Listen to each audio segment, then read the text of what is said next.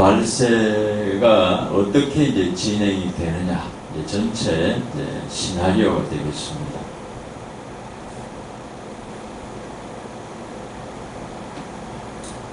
자, 이제 말세 시작부터 전체 내용을 이 도표 하나로 한번 정리해 보겠습니다.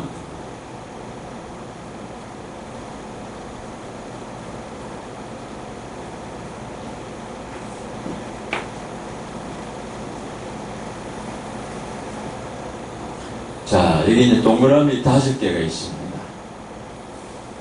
여러분, 마태복음 24장에 보면 예수님께서 이 말세에 대한 직접적인 설명이 시작되죠. 제자들이 예수님께 질문합니다. 말세에 일어날 징조가 무엇입니까?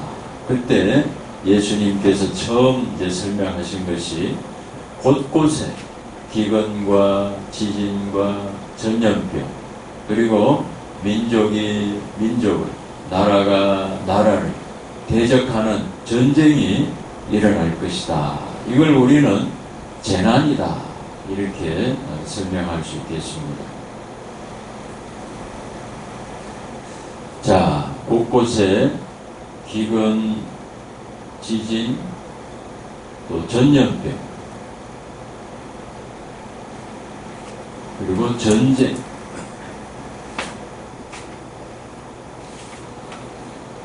이런 일들이 말세의 시작이 되는 것입니다. 자, 예수님도 말씀하셨습니다. 이런 일이 있어야 하되 끝은 아니니라. 자, 재난 시대 다음에 일어나는 시대는 환란 시대가 되겠습니다.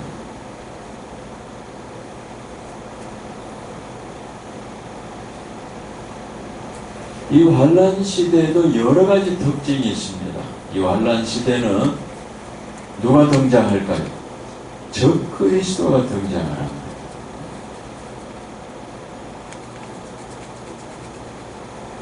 적 그리스도가 등장하면 다니엘이 예언했습니다. 마지막에 한 일해 동안에 언약을 맺고, 한 일해는 몇 년입니까? 7년. 7년 언약을 맺을 겁니다. 그리고 그때 바울이 얘기했습니다.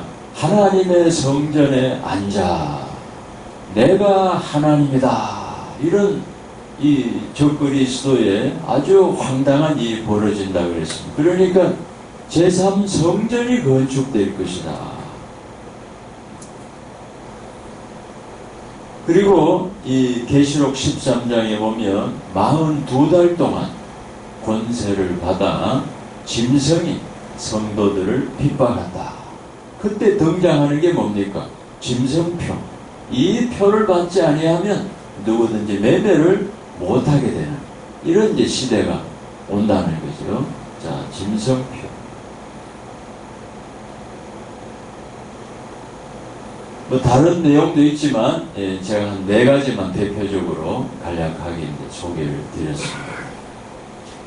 자, 환란 후에 예수님의 재림이 있습니다.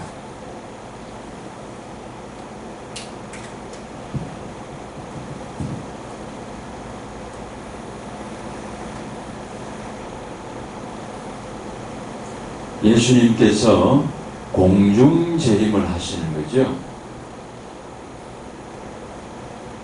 그때 땅에서는 성도들의 휴거가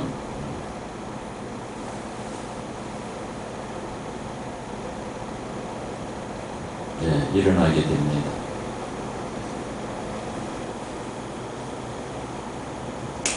성도들을 하나님께서 데려가신 후에 그 다음에 성경에서 일어나는 것은 하나님의 진노, 하나님의 심판이 일어난다. 진노 시대.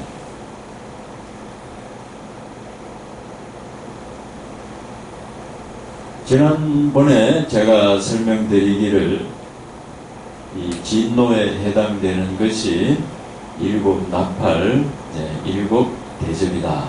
이런 이야기를 설명을 드렸습니다. 진노 시대가 마친 다음에 여러분 계시록 19장에 보시면 이제 예수님께서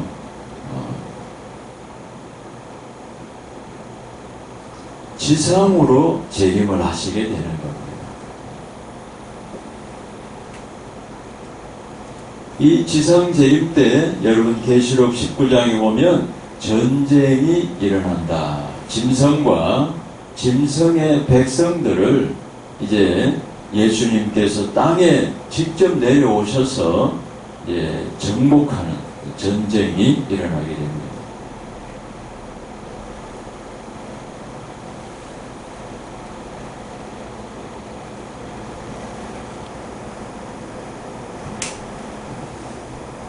자, 예수님께서 이 땅에 오신 목적은 여러 가지가 있겠지만 천년왕국을 세우시려고 오신 것이다.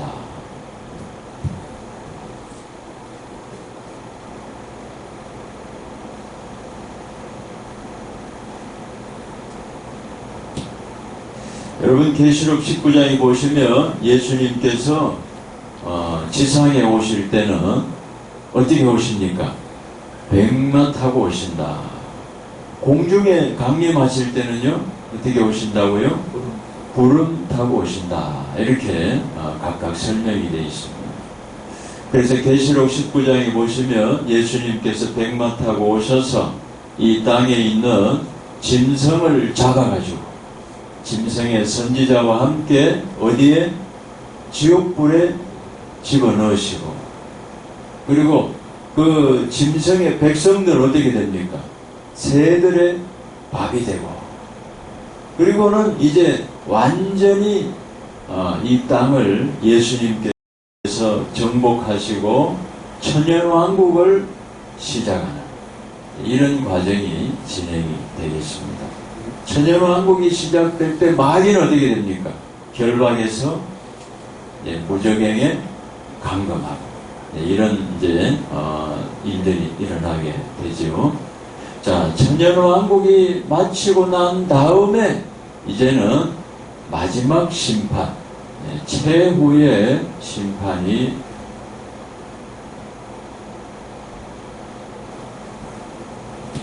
벌어지게 되겠습니다.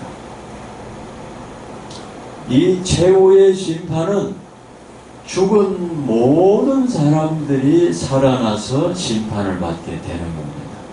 그때 일어나는 부활이 성경은 말하기를 두 번째 부활이다. 그러면 첫 번째 부활은 언제 있었을까요? 첫 번째 부활은요, 데살로니가전서 4장 16절에 보시면은 주께서 하늘로부터 강림하실 때 그때 죽은 자들이 일어나고, 이 휴거할 때 첫 번째 부활이 일어나게 되는 것입니다. 자, 최후의 심판을 마치고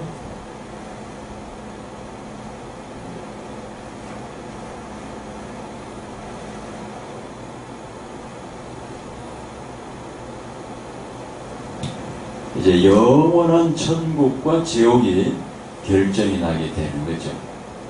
여기서 지옥불에 떨어지는 것을 성경은 뭐라고 말합니까? 둘째 사망이다.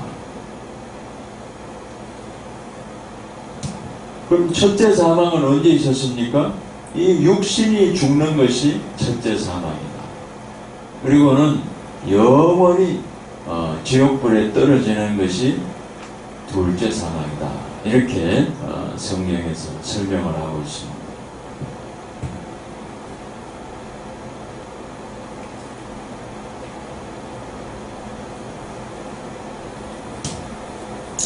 자, 여기까지 이제 간략하게 전체 그 이정표에 대해서 설명을 드렸습니다. 그런데 이 이정표가 이제 완성이 되려고 하면 7가지 공식이 있습니다. 그 7가지 공식을 이제 하나씩 소개를 드리겠습니다. 여러분 교재 맨 뒤편에 보시면 87페이지가 나옵니다. 87페이지.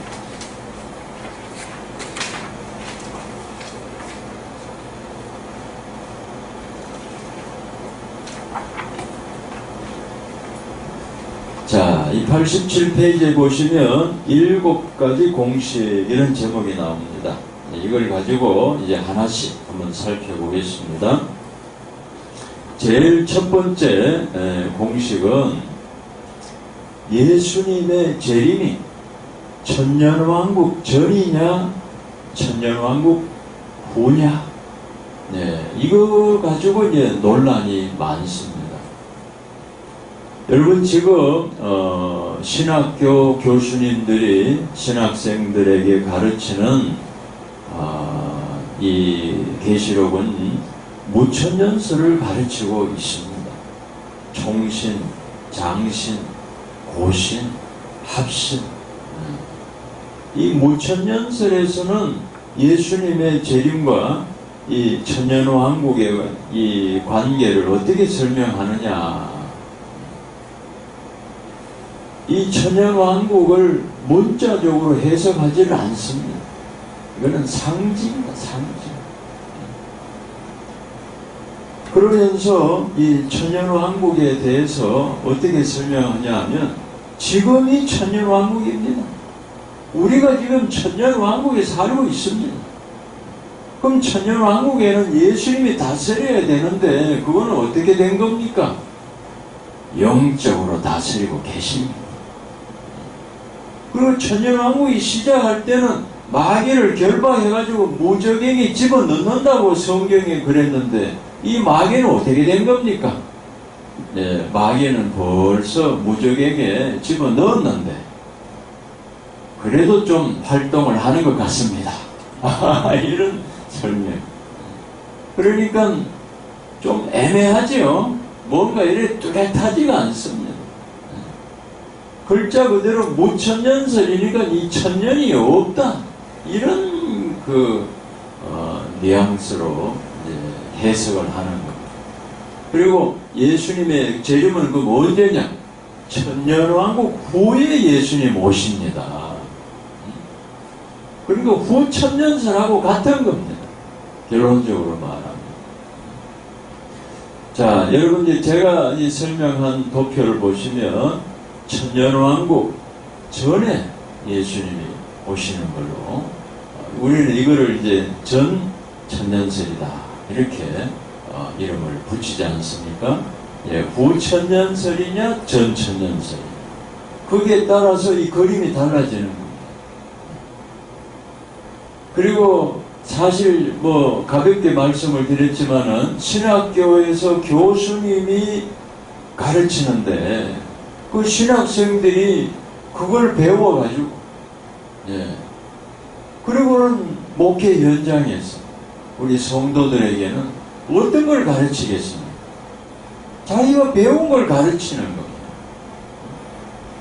그래서 이 전천년설이냐 무천년설이냐 상당히 심각하고 굉장히 중요한 그런 내용이 되겠습니다.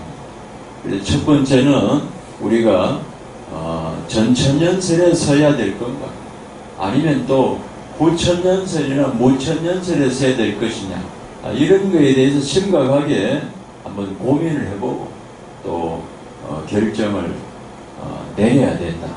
이렇게 이제 제가 설명을 드린 것입니다. 자, 두 번째 공식으로 이제 넘어가 보겠습니다. 두 번째 공식은 환란 전이냐 환란 후냐 이런 논쟁이 아니겠습니까? 한번 읽어보겠습니다. 성도들의 휴거는 환란 전인가 환란 후인가? 환란이란 성도들이 핍박을 당하는 기간입니다. 그러므로 성도들의 휴거는 환란 후에 일어날 것입니다. 자, 우리 목사님들 중에도 환란 전이냐 환란 후냐 의견이 충분히 다를 수가 있습니다. 저는 환란 후에 예수님의 재림이 있다. 그래서 환난 통과에 대해서 지금 이제 소개를 드렸습니다. 그래서 여러분들이 오늘 이 전체 설명을 이제 다 들어봐야 되겠지만 환난을 기준으로 해서 성도들의 휴거가 언제 있을 것인가, 거기에서도 뭐 이래도 되고 저래도 되고 그런 건 아니죠. 자기 주장이 분명해야 됩니다. 거기에 대해서 제가 아까 그 성경 구절 계시록 3장 10절도 이제 소개를 드린 것이고, 우리가 나름대로 결론을 내릴 수 있어야 되겠습니다. 자, 이제 세 번째 공식으로 넘어가 보겠습니다. 세 번째 공식 한번 읽어 보겠습니다. 이중 재림, 예수님의 재림은 몇 번 있을까요? 성경은 공중 재림과 지상 재림을 설명하고 있습니다. 공중 재림은 구름 타고 오시며 지상 재림은 백마를 타고 오신다고 했습니다. 그러므로 예수님의 재림은 2번 일어날 것입니다. 여러분, 어떤 분들은 재림이 1번이다, 또 어떤 분들은 재림이 2번이다, 이런 그 논쟁이 있습니다. 그래서 제가 이 공식으로 얘기한 것은 다 아주 이런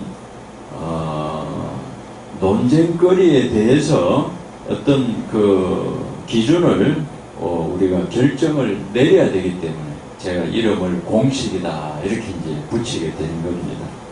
계시록 19장에 보면 지상 재림에 대해서 성경이 설명을 하고 있습니다.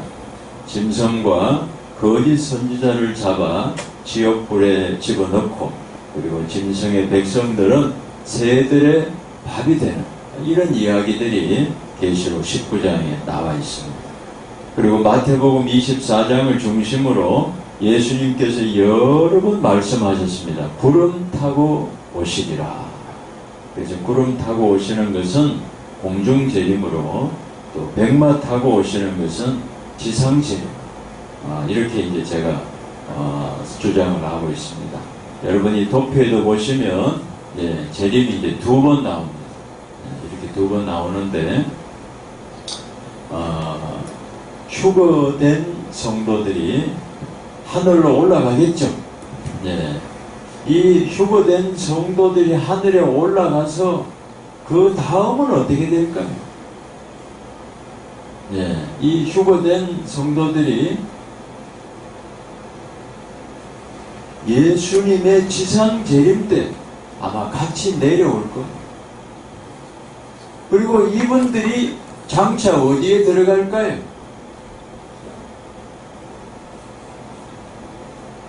천년왕국에 들어가서 왕노릇하게 될 것입니다. 그러니까 이 재림이 한번 여러분 생각해 보십시오. 공중 재림 해가지고 성도들이 휴거되고 만약에 끝난다면 곤란해집니다. 내려와야 되는, 올라간 성도들이 내려와야 됩니다. 그러니까 예수님 지상 재림 때 같이 내려와가지고 이분들이 장차 천년왕국에서 그리스도와 함께 다스리는 왕같은 제사장이 된다 그랬는데, 장차 이 휴거에 참여한 성도들이 천년왕국의 왕노를 타는 거룩한 백성으로 등장하게 될 것이다, 이렇게 주장을 합니다. 자, 이번에는 네 번째 공식으로 넘어가 보겠습니다. 지난주에 제가 소개를 드렸는데 예수님의 재림 시기가 언제냐, 굉장히 중요한 내용입니다. 이 예수님의 재림 시기를 가지고 많은 해석이 갈라집니다. 그렇기 때문에 예수님이 언제 재림하시느냐 이거 하나만 알면은 계시록 해석은 80%가 끝나는 상황이 됩니다. 그래서 굉장히 중요한 핵심 내용이다 하는 것 여러분이 이해를 하시면 좋겠습니다. 자, 네 번째 공식 한번 읽어보겠습니다. 예수님께서는 해달별의 징조가 나타날 때 구름 타고 오신다고 했습니다. 해달별의 징조는 여섯째 인을 떼실 때 나타납니다. 그러므로 예수님은 여섯째 인을 떼실 때 공중 재림하십니다. 이 지상 재림은 한참 후에 일어납니다. 그래서 우리 입장에서 더 중요한 것은 공중 재림이 언제냐 하는 것이 굉장히 중요합니다. 자, 다섯 번째 공식으로 넘어가겠습니다. 예수님의 재림이 가장 중요하지만 또 우리 사람들의 입장에서는요, 언제 휴거가 되느냐, 이게 또 큰 주제가 됩니다. 자, 휴거의 시기 한번 읽어보겠습니다. 성도들의 휴거는 예수님의 공중 재림과 동시에 일어난다고 했습니다. 그러므로 여섯째 인을 떼실 때에 성도들의 휴거가 일어납니다. 우리 성경 한 구절만 찾고 지나가겠습니다. 마가복음 13장. 마가복음 13장. 성경 있으신 분들 한번 보면 좋겠습니다. 마가복음 13장 26절, 27절 이 두 절 여러분 메모해 놓으시고 제가 한번 읽어 드리겠습니다. 그때에 인자가 구름을 타고 큰 권능과 영광으로 오는 것을 사람들이 보리라. 27절에 또 그때에 그가 천사들을 보내어 자기가 택하신 자들을 땅 끝으로부터 하늘 끝까지 사방에서 모으리라. 여기 핵심 단어가 그때에라는 말입니다. 그때가 언제입니까? 해, 달, 별의 징조가 나타날 때, 그때 구름 타고 오시고 그때 천사를 보내서 사방에서 택하신 백성들을 모으신다. 그러니까 동시에 일어난다는 겁니다. 해, 달, 별의 징조가 나타날 때 예수님의 재림과 성도들의 휴거가 동시에 일어난다. 이렇게 볼 수가 있겠습니다. 그래서 다섯 번째 공식은 휴거는 재림과 동시에 일어난다. 이렇게 결론을 내릴 수가 있겠습니다. 자, 여섯 번째 공식 한번 읽어보겠습니다. 재난과 환난의 구분.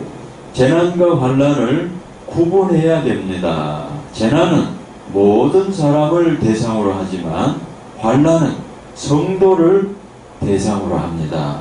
지난 시간에 여러분 제가 한번 설명을 드렸는데 기억이 나십니까? 네. 여러분 칠판 잠깐 한번 보겠습니다.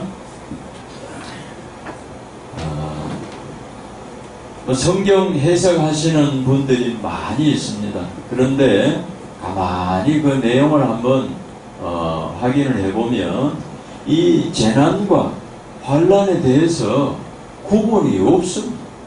그냥 하나로 묶어놓은 하나로.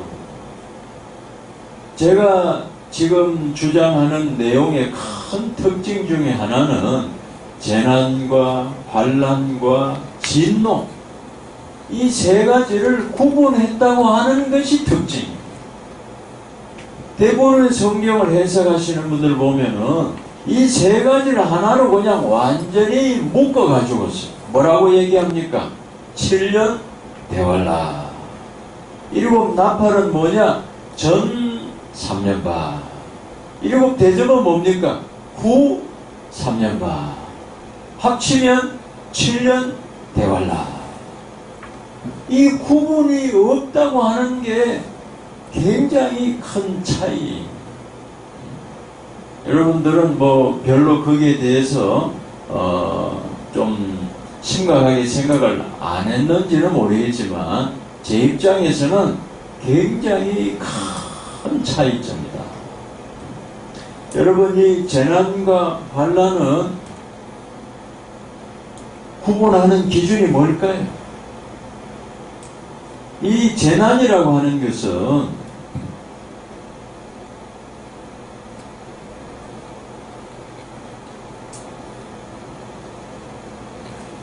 대상이 누구냐 하는 것입니다. 여러분 여기에 기록한 것처럼 기근과 지진과 전염병, 뭐 요즘 코로나 말입니다. 또 앞으로 뭐 일어나는 전쟁, 이 대상에는 모든 사람이 다 포함이 됩니다.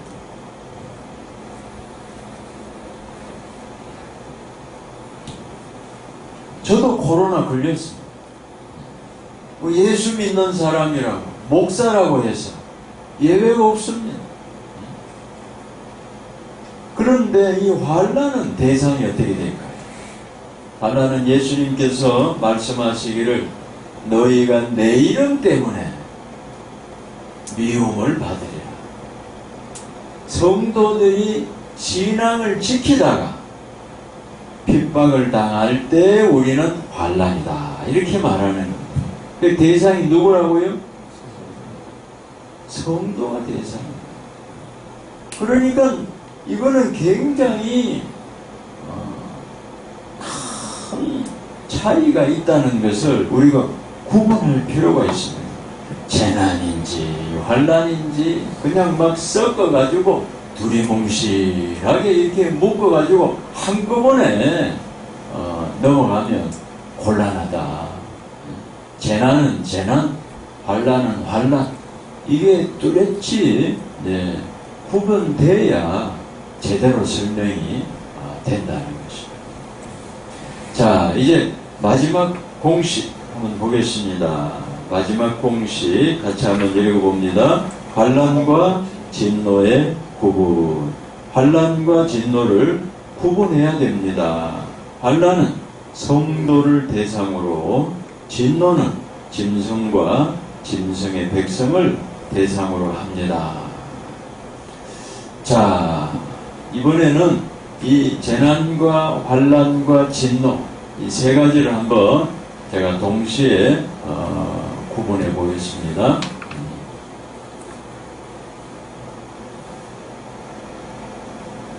자, 재난과 환난과 진노. 대상이 아니고 누가 주도하느냐, 거기에 큰 차이점이 있습니다. 여러분, 이 재난은 당연히 하나님께서 다스리십니다.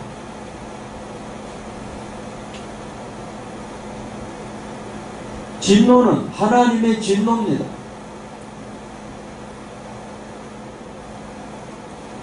그런데 이 성도들이 핍박을 당하는 환난 시대는요, 누가 주도권을 가지고 있습니까? 짐승이 주도권을 가지고 있습니다. 그래서 계시록 13장에 보면